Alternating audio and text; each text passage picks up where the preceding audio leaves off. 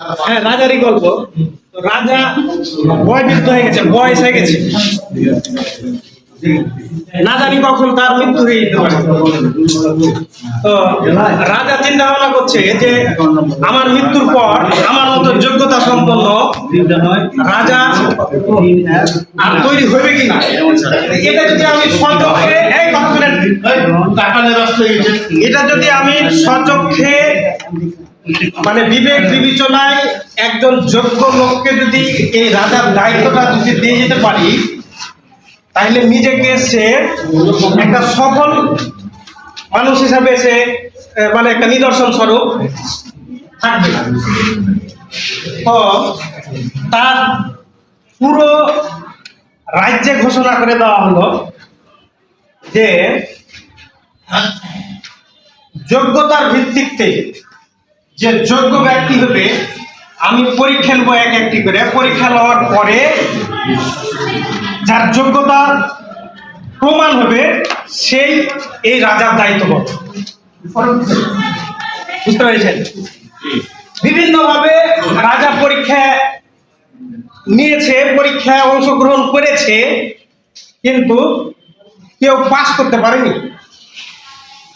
যেভাবে পরীক্ষা নেয় ওই পরীক্ষা দিতে যে মানে রাজা হওয়ার মতো যোগ্যতা সম্পন্ন কোনো ব্যক্তি পায়নি। এমন এক মুহূর্তে একজন রাজাকে যা বলছে যে আমার সেই যোগ্যতা আছে, আমার যদি পরীক্ষা নেন তাহলে আমি পরীক্ষা দেব। তাহলে তোমার সেই যোগ্যতা আছে না? তো আছে। তো ঠিক আছে, রাজার পরীক্ষার পরিবেশটা এরকম যে তোমার মনোনীত আরো দুইজন বন্ধু এবং তুমি, মানে যে গাড়িটাতে চড়বে, ট্যাক্সি বলি, যে ওর ধারণ ক্ষমতা 3 জনের উপরে বেশি হবে না। এই 3 জন রাস্তা দিয়ে চলে যাবে। রাস্তা দিয়ে যেতে যেতে এই ট্যাক্সির যে ড্রাইভিং সিটটা আছে, এই ট্যাক্সির ড্রাইভিং যিনি করছেন তিনি কিন্তু পরীক্ষা দিচ্ছেন। একটু বুঝতে হবে বিষয়টা। সেই রাজা হওয়ার জন্য রাজার পরীক্ষাতে অংশগ্রহণ করছে আর কি, কিন্তু বাকিগুলো সব রাজার নির্দেশ, কোনটা করতে হবে কোনটা করতে হবে না। তো এই 3 জন বন্ধু মিলে যেতে যেতে এক মহাসড়কে যে দেখছে যে যে রাজা হওয়ার প্রার্থী তার মানে গার্লফ্রেন্ড সে দাঁড়িয়ে আছে। বুঝেছেন? এবার গার্লফ্রেন্ড দাঁড়িয়ে আছে, রাজার নির্দেশ হলো যে মাত্র 1 ঘন্টা সময়, এই 1 ঘন্টা সময়ের মধ্যে এই যে গার্লফ্রেন্ড প্লাস 3 জন বন্ধুর সাক্ষাৎ আর জীবনে কোনোদিন ঘটবে না। বুঝতে পেরেছেন? তাইলে যার গার্লফ্রেন্ড আছে এই গার্লফ্রেন্ডকে সে যদি 1 ঘন্টার মধ্যে কৌশলে সে যদি পায় তাহলে তাকে পাবে, আর নাহলে সারা জীবনের জন্য সে কিন্তু পাবে না। এরকমের মুহূর্তে একজন মনস্বরূপী একদম মৃত্যুর সাথে সাথে পাঞ্জা লাগছে। এটা একটা বিশাল দায়িত্ব এবং রাজার নির্দেশ এই রুগীকে বাঁচে।